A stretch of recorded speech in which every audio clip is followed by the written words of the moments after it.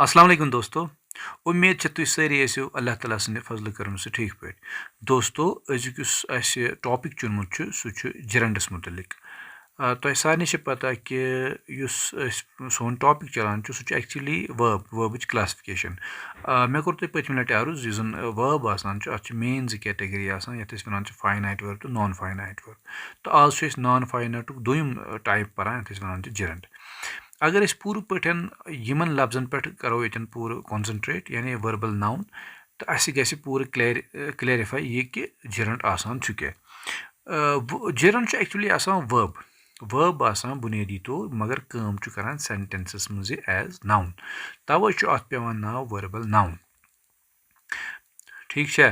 यानी यह आसान बेसिकली वर्ब मगर फंक्शन करान एज नाउन सेंटेंसेस मज तो अत पत वनान जरंड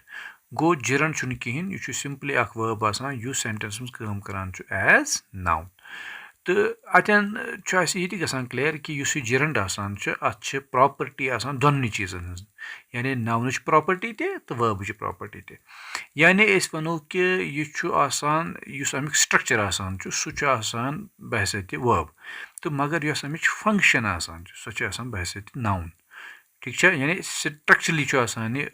वर्ब तो फंक्शनैलिटी अमिच आसान नाउन तवे अत पेवान नाव वर्बल नाउन यानी यह दोन लफ्जन हुंद जमा मुरक्कब वर्ब प्लस नाउन इसीलिए इसका नाम पड़ा है वर्बल नाउन तो तथ ब्याक नाव वना जरंड ठीक है पत कुन तुम पूर पे जहनस मज कि वो वर्बस मेन टाइप्स आ गो फाइनाइट वर्ब बे गो non finite verb finite verbs मज पर्याव ऑक्सिलरी वर्ब बे पोर तथ मज ट्रांजिटिव वर्ब तो बे पोर तथ मज इनट्रांजिटिव वर्ब तिमन मुतलिक कर ऑलरेडी लेक्चर अपलोड तिम हेकि तुम ठीक पे वुचित तो ताकि तुम गि कत ठीक पे क्लैरिफाई तम पत पोर नॉन फाइनाइट तो तमिक पोर पार्टिसिपल तो बे तमिक टाइप्स तो आज पूर पे इंशाल्लाह कोशिश करें कि करो जरंड पूर पे अंडरस्टैंड यह जरंड आसान यह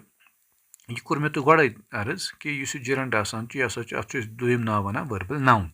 यह एक्चुअली बनान वर्ब पे तो काम करान नाउन सेंटेंस मज अत पे वर्बल नाउन बहरहाल यह वो तो बेस ब्या चीज थवन याद जरंड आसान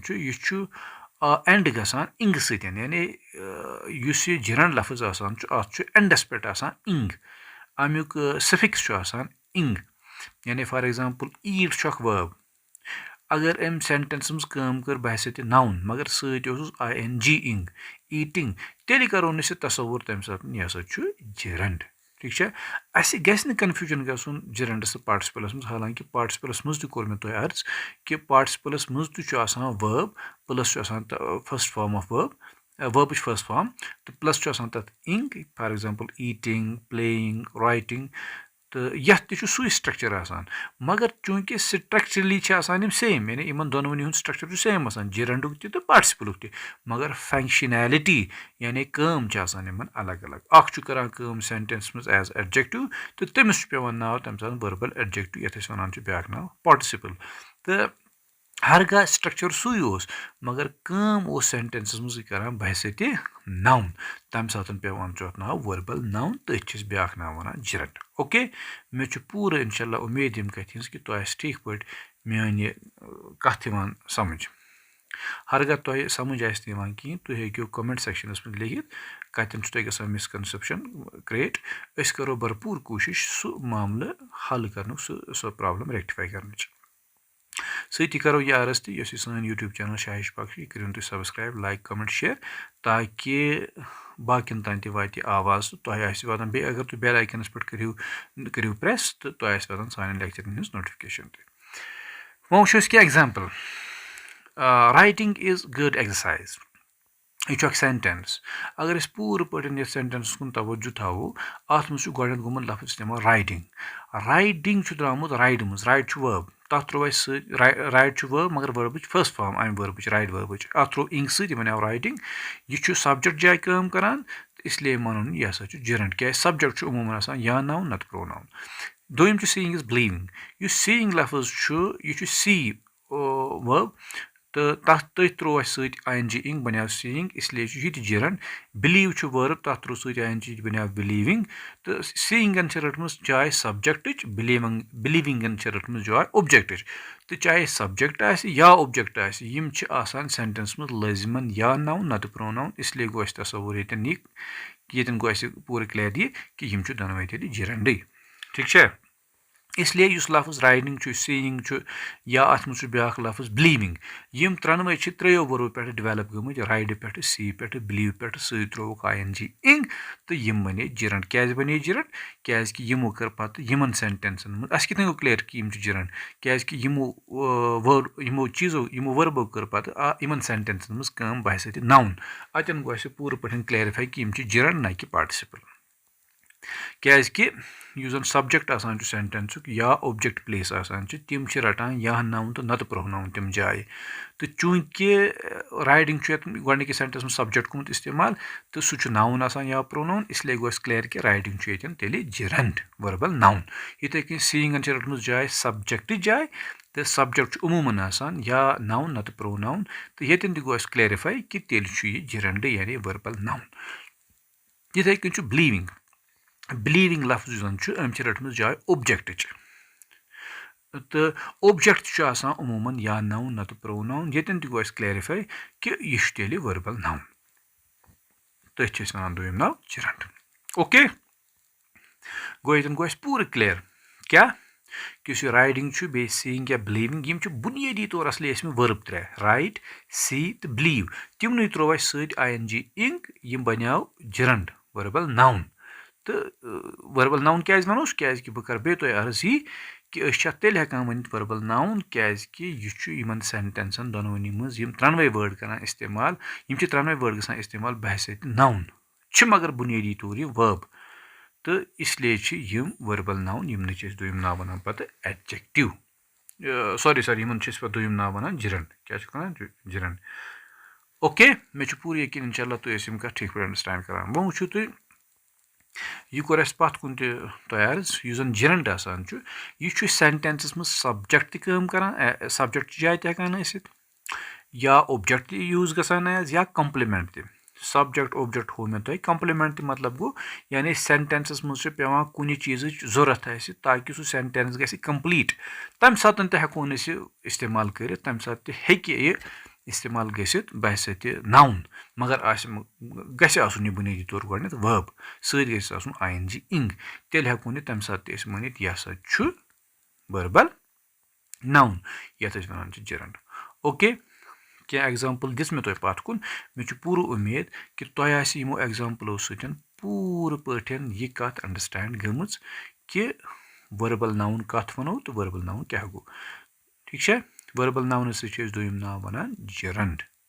यम लेक्चर वो तुम स्टार्ट पे अंडरस्टैंड ठीक पे ताकि तुम कत असल पे समझ हरगा तुम तम पे कत समझ कह तुम हेको लिखित करो तथ पे भरपूर कोशिश ताकि मामल ग हल गन कत ग पूरे पे समझ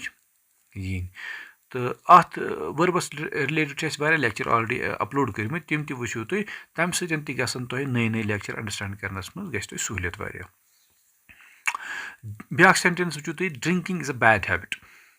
यथ मज लफ्ज ड्रिंकिंग गुमुत इस्तेमाल असली ये ड्रिंक यानी वर्ब ये ड्रिंक वर्ब फर्स्ट फॉर्म तथ त्रो ING इंग यह बनो ड्रिंकिंग जाए रटन सेंटेंस में सब्जेक्ट सह नाउन या प्रोनाउन इसलिए गो यह वर्बल नाउन तेल वनो यह gerund दोम आई हैड ड्रिंकिंग यो लफ्ज बे गुमुत इस्तेमाल स्ट्रक्चर सेम ड्रिंक यानी drink first form drink plus ING इंग ड्रिंकिंग मगर जाए रटन ऑब्जेक्ट सेंटेंस में या नाउन नत प्रोनाउन इसलिए यह वर्बल नाउन तो यथ वन gerund अच्छा इस वन gerund तो बे पार्टिसिपल खास कर प्रेजेंट पार्टिसिपल अत सिमिलैरिटी पान वन कत मामलस में स्ट्रक्चर किस मामलस मे को ब्रोह अर्ज कि हुथ मज इंग फार्म यथ मज इंग फार्म फॉर एग्जांपल ईटिंग मगर तेल कित गि डिफरेंस क्लियर कि इन मज क्या डिफरेंस सह गो यह स्ट्रक्चर दोनों सेम यह कत ग पूरे गन क्लियर gerundस तो present participles structure same eating playing writing मगर फंक्शनैलिटी अलग अलग ये सात सेंटेंस वो कर सेंटेंस बहस नाउन ब्या कर बहस एडजेक्टिव यमो दोयो मज कर बहस नाउन सह मानुन सह वर्बल नाउन तथ दिमो ब्या नाव जिरंड तो यम अत सेंटेंस मज कर बहस एडजेक्टिव तमिस वनो यह गो वर्बल एडजेक्टिव तम सम नाव वन पे पार्टिसिपल ठीक है ये सिमिलैरिटी सिमिलैरिटी मज गस ठीक पे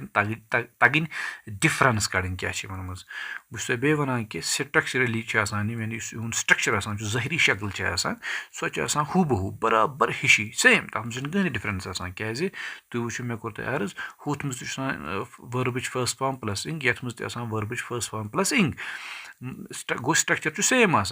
मगर फंक्शनैलिटी क्वाइट डिफरेंट तवे अकिस बहस एडजेक्टिव ब्या बहस नाउन हुथ पे नाव वर्बल नाउन ये पे नाव वर्बल एडजेक्टिव मगर बुनियादी तौर यह वर्बै बुनियादी स्ट्रक्चर सह सेम मगर फंक्शनैलिटी डिफरेंट अलग अलग अच्छा वो वो तुम writing makes a man perfect writing ये गोमुत बे इस्तेमाल right first form right plus ing इंग गो राइटिंग सेंटेंस मज रटन मगर जाए सब्जेक्ट ये सेंटेंस मज कर बहस सब्जेक्ट अस सारे पता कि सब्जेक्ट या नाउन ना तो प्रो नाउन इसलिए ये नाउन नाउन ये तो मगर क्या असली वर्ब राइट राइटिंग वो तो मैंने आपको बताया तो मगर जाए रटम सब्जेक्ट यानी वर्ब स्ट्रक्चरली मगर फंक्शनली वनकस नाउन इसलिए पे अत नाव वर्बल नाउन तथ वन जिरंड ओके यह सिंपल कॉन्सेप्ट मगर अगर पूर पे अंडरस्टैंड करो असान ज़ाहरी तौर वारिया कॉम्प्लेक्स इशूज़ वारिया कॉम्प्लेक्स ग्रामेटिकल इशूज़ मगर ये साथ पूर कंप्रहेंड करो आसान पत इंटरनली वारिया सिंपल ओके वो तुम ब्या sentence give me a writing exercise book okay यह वो तुम ब्या यथ मज राइटिंग गोमुत बे लफ्ज इस्तेमाल मगर अगर तुम पूरा थो ख्याल इस राइटिंग अत ताल्लुक बुकस सतन यह राइटिंग लफ्ज क्वालिफाई करान ये बुकस राइटिंग बुक यानी यह खसूसियत दिवान अत किताब कमिश खसूसियत दिवान राइटिंग हिंज यानी यह सह किताब ये राइट हेको कर तम मतलब गो राइटिंग लफ्ज ये क्वालिफाई करान ना वर्ब सॉरी राइटिंग लफ्ज ये क्वालिफाई करान बुकस बुक क्या नाउन इसलिए मानुन यह एडजेक्टिव यह गेटिंग मी गोडनिक सेंटेंस मज कर बहस नाउन हालांकि स्ट्रक्चर सही दोमिस सेंटेंस मज कर बहस एडजेक्टिव मगर स्ट्रक्चर सेम यानी राइटिंग राइटिंग इसलिए पे अमिस गोडनिकस मज नाव वर्बल नाउन ये वन जिरंड दोमिस मज पे नाव वर्बल एडजेक्टिव तो दोम नाव पे नाव पे पार्टिसिपल मगर पार्टिसिपल मज कुछ पार्टिसिपल प्रेजेंट पार्टिसिपल क्या प्रेजेंट पार्टिसिपल्स मे तुम वोनमुत तथ फार्मूला आसान वर्ब फर्स्ट फॉर्म प्लस इंग ओके यह गसन गो अतन तरह फिक्र कि गोट वोट थान सह पूरा क्लियर यानी एक्चुअली यह फंक्शनैलिटी पे डिपेंड करान हेको ये ज़ाहरी तौर कहीं चीज़ डिफाइन कर तीस कालस कि तम फंक्शनैलिटी तो एक्टिविटी करो चेक सेंटेंसस मज वारिया वर्ड तम जन इस्तेमाल गसान कुन सात एडजेक्टिव कुन सात एडवर्ब त गो अगर ये थो ज़ाहरी तौर याद तेल गसान मिसअंडरस्टैंडिंग क्रिएट गो अस पूर पे वन वर्डन हज एक्टिविटी यह फंक्शनैलिटी यह क्या सेंटेंस मज तेली हेको पे तम सात डिफाइन कर गो यह डेफिनिशन वेरी गसान from time to time from sentence to sentence okay तो बहरहाल गोडनिक सेंटेंस मज बनियाव यह जिरंड वर्बल नाउन तो दोमिस मज बनियाव यह वर्बल एडजेक्टिव तो गोडनिकस मज पे नाव जिरंड दोमिस मज पार्टिसिपल तो ये गई पूरा पत कुन पार्टिसिपलस मुतलिक तो तथ मुतलिक कर लेक्चर ते अपलोड यानी पार्टिसिपल तो बे तमिक पार्ट्स पे बे पूरा जिरंड तो बे गई सत जिरंडस तो पार्टिसिपलस मज बग डिफरेंस ठीक पे आय सो समझ ठीक है मे उम्मीद इंशाल्लाह तुम ठीक पे लेक्चर सन अंडरस्टैंड कर तो तम पे बस कत दोहरावान अगर तुम हर कुन सात क्या कन्फ्यूजन बासान तुम हेको वन सह हेको पूर पे रेक्टिफाई कर तो इंशाल्लाह